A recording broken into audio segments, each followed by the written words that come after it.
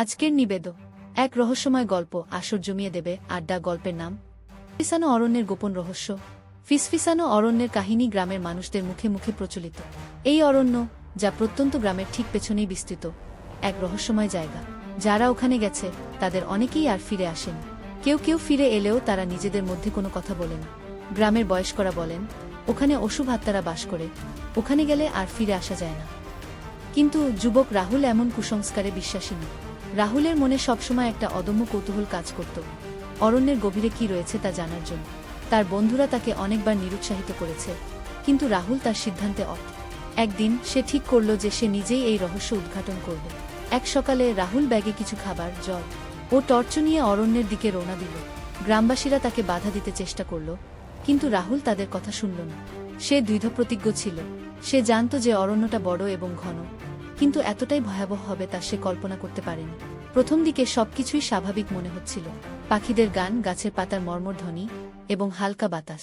কিন্তু যতই গভীরে প্রবেশ করতে লাগল, ততই অদ্ভুত শব্দ এবং অস্বাভাবিক ঘটনা ঘটতে লাগল।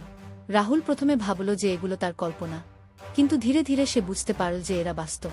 হঠাৎ করে সে শুনল কিছু ফিসফিসের শব্দগুলো যেন তাকে ডাকছিল। রাহুল সেই শব্দের দিকে এগোতে লাগল। কিছু দূর এগিয়ে সে দেখল এক রহস্যময় বৃদ্ধা বসে আছে। বৃদ্ধার চেহারা এমন যেন সে শতাব্দী ধরে বেঁচে আছে। সে রাহুলের দিকে তাকিয়ে হাসল এবং বলল, কেন এসেছো এখানে ছেলে? রাহুল বলল, আমি এই অরণ্যের রহস্য উদ্ঘাটন করতে এসেছি। আমি জানতে চাই এখানে কি ঘটছে। বৃদ্ধা বলল, তুমি কি জানো তোমার সামনে কি বিপদ আছে? রাহুল বলল, আমি কিছুই জানি না, কিন্তু আমি জানতে চাই।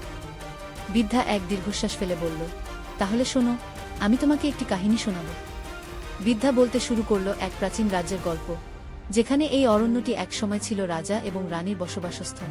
রাজা ছিলেন খুবই ন্যায়পরায়ণ, আর রানী ছিলেন অত্যন্ত সুন্দরী ও বুদ্ধিমতী। তবে তাদের সুখের জীবন দীর্ঘস্থায়ী হয়নি। একদিন রাজ্যের শত্রুরা আক্রমণ করে এবং রাজারানীকে বন্দী করে নিয়ে যায়।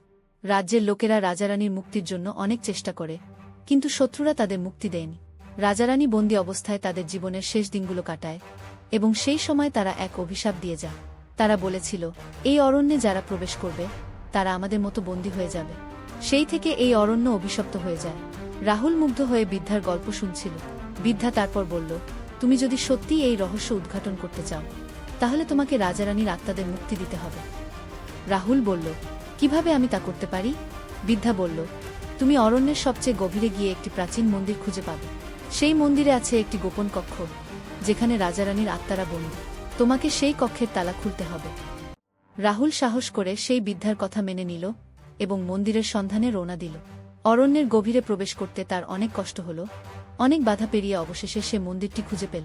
মন্দিরটি ছিল খুবই পুরনো, ভাঙ্গাচোরা। রাহুল ধীরে ধীরে মন্দিরে প্রবেশ করল। মন্দিরের ভেতরে একটি গভীর সিঁড়ি নেমে গেছে নিচে, যেন সেটা মাটির গভীরে চলে গেছে। রাহুল সেই সিঁড়ি বেয়ে নিচে নামতে শুরু করল। সিঁড়ির নিচে পৌঁছে সে দেখল একটি বিশাল পাথরের দরজা, যার উপরে লেখা আছে কিছু প্রাচীন লিপি।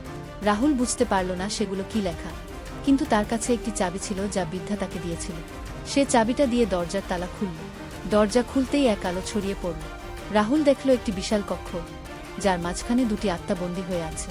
আত্মারা তাকে দেখে মৃদু হাসল এবং বলল, তুমি আমাদের মুক্ত করতে এসেছো? রাহুল বলল, হ্যাঁ, আমি তোমাদের মুক্ত করতে এসেছি। আত্মারা বলল, তাহলে আমাদের এই অভিশাপ থেকে মুক্তি দাও। রাহুল বুঝতে পারল না কিভাবে তা করা যায়। তখন আত্মারা তাকে বলল, তুমি তোমার হৃদয়ের শক্তি দিয়ে আমাদের মুক্তি দিতে পারো। শুধু সত্যিকারের ভালোবাসা আর সাহস দিয়ে আমাদের মুক্ত করো।